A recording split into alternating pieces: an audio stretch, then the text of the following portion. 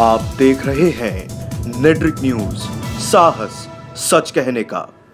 नमस्कार, नेट्रिक न्यूज में आप सभी का स्वागत है। मैं हूं आपके साथ सपना दुबे। लोकसभा चुनाव के रण में एक दूसरे को हराने के लिए राजनीतिक दल सभी हथकंडे अपना रहे हैं। इस बार जीत के लिए हर कोई अपने अंदाज में लोकसभा चुनाव का प्रचार कर रहा है।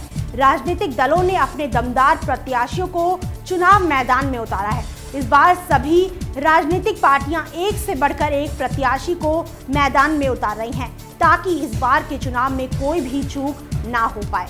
इस बार यूपी में बीजेपी के सामने कांग्रेस और गठबंधन रोड़ा बनकर खड़े हैं। समाजवादी पार्टी और बहुजन समाजवादी पार्टी गठबंधन बनाकर इस बार के चुनाव में मोदी लहर को रोकने का प्रयास कर रही है, तो वहीं कांग्रेस अकेले ही बीजेपी को रोकने के लिए तैयार है। विपक्ष इस बार किसी भी कीमत पर सत्ता बीजेपी के हाथ में जाने देना नहीं चाहती है। सभी विपक्षी पार्टियां बीजेपी से सीधी लड़ाई लड़ रही हैं।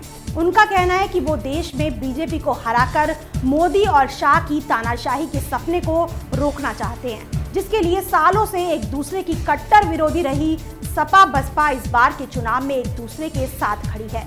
यूपी के आजमगढ़ लोकसभा सीट को समाजवादी पार्टी का गढ़ कहा जाता है। समाजवादी पार्टी हर बार इस सीट से अपने सबसे मजबूत उम्मीदवार को टिकट देती है और इस बार तो इस सीट से समाजवादी पार्टी प्रमुख और यूपी के पूर्व सीएम अखिलेश यादव खुद चुनाव मैदान में उतरे हैं। ऐसी सीट पर समाजवादी पार्टी को हराना टेढ़ी खीर से कम नहीं है। इसलिए इस बार चुनाव में बीजेपी ने अखिलेश को मात देने के लिए पूर्वांचल के सबसे फेमस और चहीते भोजपुरी एक्टर और सुपरस्टार दिनेश लाल यादव उर्फ निरहुआ को मैदान में उतारा है। आजमगढ़ सीट से टिकट मिलने के बाद निरहुआ का उत्साह देखने लायक है। टिकट मिलते ही निरहुआ ने अखिलेश यादव पर अपने तीखे बयानों का बाण छोड़ना भी शुरू कर दिया है। आजमगढ़ सीट से टिकट मिलते ही निरहुआ भी ट्विटर पर चौकीदार बन गए हैं। लोकसभा चुनाव में टिकट मिलने की खुशी निरहुआ ने बाकी बीजेपी नेताओं की तरह अपने नाम के आगे चौकीदार लगाकर जताई।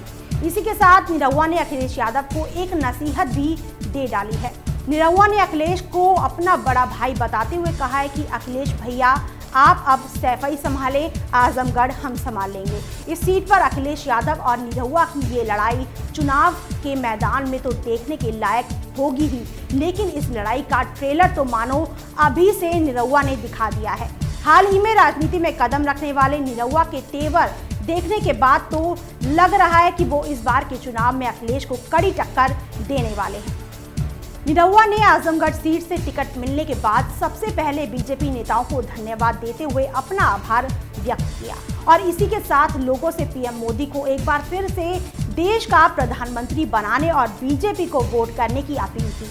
निरहुआ ने पीएम मोदी की राह पर चलते हुए कहा है कि हम आजमगढ़ सीट की चौकीदारी करने के लिए तैयार हैं और इसी के साथ निरहुआ ने कहा कि आपका ये चौकीदार देश सेवा में एक छोटा सा भागीदार है।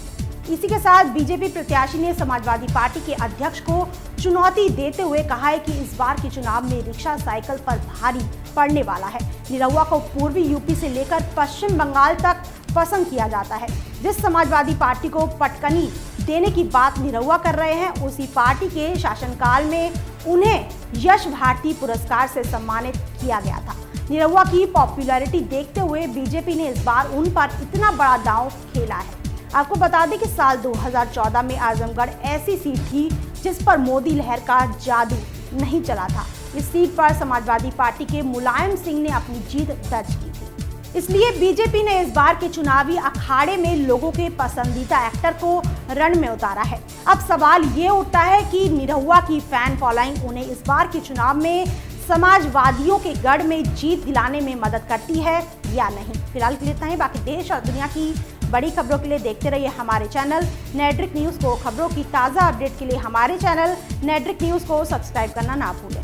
हमारे साथ जुड़े रहने के लिए हमारे YouTube चैनल को सब्सक्राइब करें, साथ ही बेल आइकन को दबाएं। नेट्रिक न्यूज की खबरें सबसे पहले देखने के लिए